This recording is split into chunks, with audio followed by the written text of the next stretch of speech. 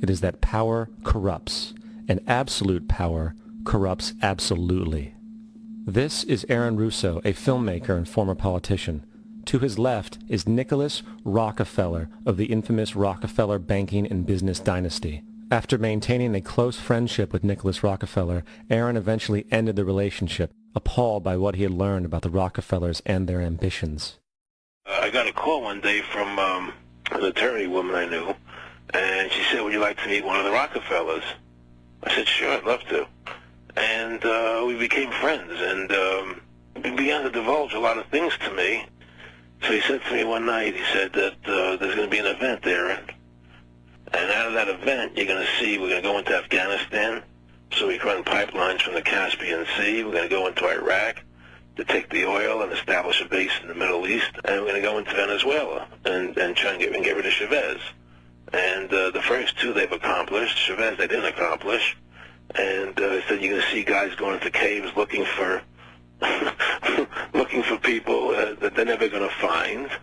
You know, he was laughing about the fact that you have this war on terror. There's no real enemy. He's talking about how by having this war on terror, you can never win it because it's an eternal war. And so you can always keep taking people's liberties away. And I said, how are you going to convince people that this war is real? He said, but the media. The media can convince everybody it's real. I mean, you know, it's just that you keep talking about things. You keep saying it over and over and over again, and eventually people believe it. You know, you created the Federal Reserve in 1913 through lies. You create 9/11, which is another lie. Through 9/11, then you're fighting a war on terror, and now all of a sudden you go into Iraq, which was another lie, and now they're going to do Iran. You know, and it's all one thing leading to another, leading to another, leading to another. Now, I would say to them, what are you doing this for? What's the point of this thing? You have all the money in the world you ever want. You have all the power. I said, you know, you're hurting people. It's not a good thing. And he would say, what do you care about the people for? Take care of yourself and you take care of your family.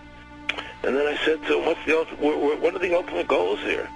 He said, the ultimate goal is to get everybody in this world chipped with the RFID chip and have all money be on those chips and everything on those chips. And if anybody wants to protest what we do or violate what we want, we just turn off their chip. That's right, microchipped. In 2005, Congress, under the pretense of immigration control and the so-called war on terrorism, passed the REAL ID Act, under which it is projected by May 2008, you will be required to carry around a federal identification card, which includes on it a scannable barcode with your personal information.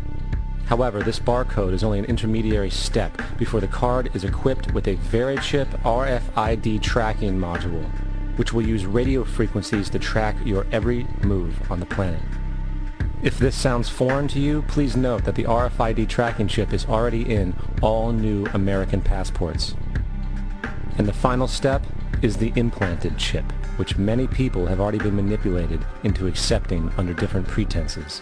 We have a Florida family who are really pioneers in a brave new world. They have volunteered to be the first ever to have microchip identification devices implanted into their bodies. After 9/11, I was really concerned with the security of my family.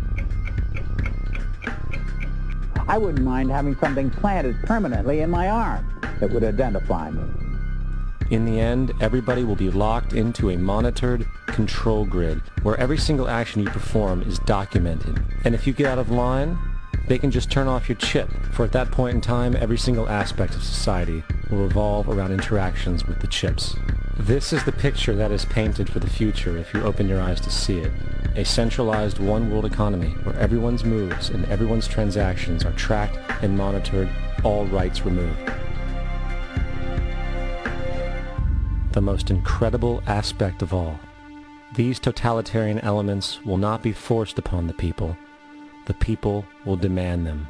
For the social manipulation of society through the generation of fear and division has completely detached humans from their sense of power and reality. A process which has been going on for centuries, if not millennia. Religion, patriotism, race, wealth, class, and every other form of arbitrary, separatist identification and thus conceit has served to create a controlled population, utterly malleable in the hands of the few. Divide and conquer is the motto, and as long as people continue to see themselves as separate from everything else, they lend themselves to being completely enslaved. The men behind the curtain know this, and they also know that if people ever realize the truth of their relationship to nature and the truth of their personal power, the entire manufacturing